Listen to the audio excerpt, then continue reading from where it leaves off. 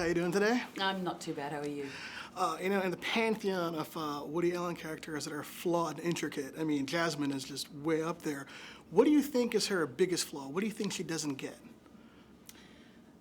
Jasmine doesn't get the truth. And I think when she learns of her husband's affairs, and it's interesting that the affairs is what topples her over into her rage, not the fact that he's been involved in intense corruption. When she hears about that, I think it then makes her think, is anything true in her life? And I think her major flaw, I think, is her evasion of the truth, and her readiness to step into a world of fantasy rather than to see things how they really are. And she just can't reconcile those two things. It's tragic. Your performance is really brilliant here. The scenes where you're kind of like breaking down and you're talking to yourself and you can kind of see the character unraveling on screen. How many notes do you get from Woody in a scene like that? Are you just doing your own thing, or is that like really intricately blocked? Well, Woody said to me in the first couple of days of shooting, remember, she's crazy, she's crazy, she's crazy. And that's all he'd say to me. And then I started playing crazy. He goes, she's not that crazy. And then I realised really quickly, I think before I even came to San Francisco, is because there's so much delusion.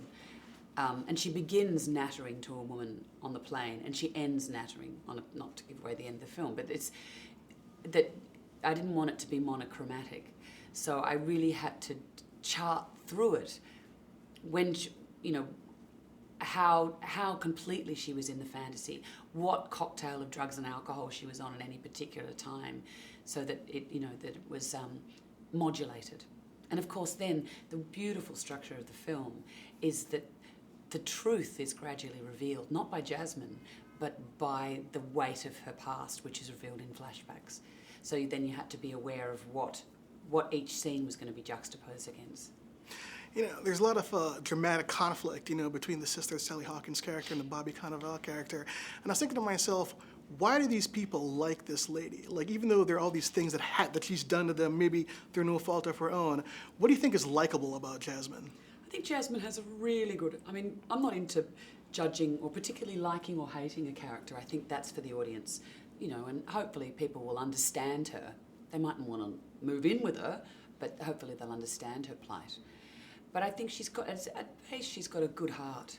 It's just that having existed, she's adopted, so she's estranged from her biological beginnings. She changed her name.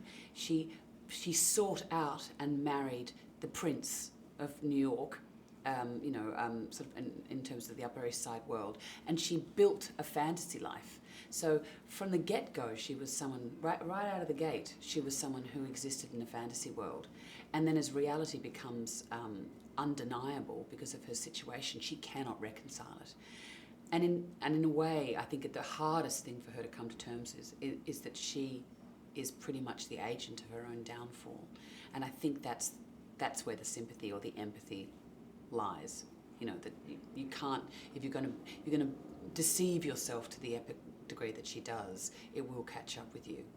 So it's quite Greek in that way. My last question is just talking about working with Woody himself. You've had an extensive career. You've worked with many heavyweight directors. What's different about him, that you've liked or disliked? I loved working with him. I found him really forthcoming. He can be brutally honest, but I'd much prefer that. I'd much prefer to him to say to me on day one, it's awful, which he did say, rather than to be told, oh, that's great, we'll fix it up in post, we'll make it all fine, don't worry, I'll cut away from that. Because if it doesn't happen in the moment with Woody, then it's not going to happen at all. And he knows that because he's too bored, and he wants the energy of the set. He doesn't want to go and sit in an editing room and try and fix stuff. He just wants it to work. He comes from stand-up. And that energy is really exhilarating because it means that everyone is on for every single take, because this could be the only take that we do, and often it is. And so you only get one shot at it, then it focuses people in a way. And he had, Juliet Taylor and he had assembled such a fantastic cast. And a lot of people who'd worked a lot in the theatre who understood that sense of being on and a sense of audience. In a way, I think that's what my biggest takeout from working with Woody is. He really understands audiences, and he'd often say, "People don't want to see this. They don't want to. They want to look at it like that." And so he always wants people to go and see his films, and that doesn't mean he dumbs his films down. That doesn't mean they're always palatable or easy, but he does make them for people to see.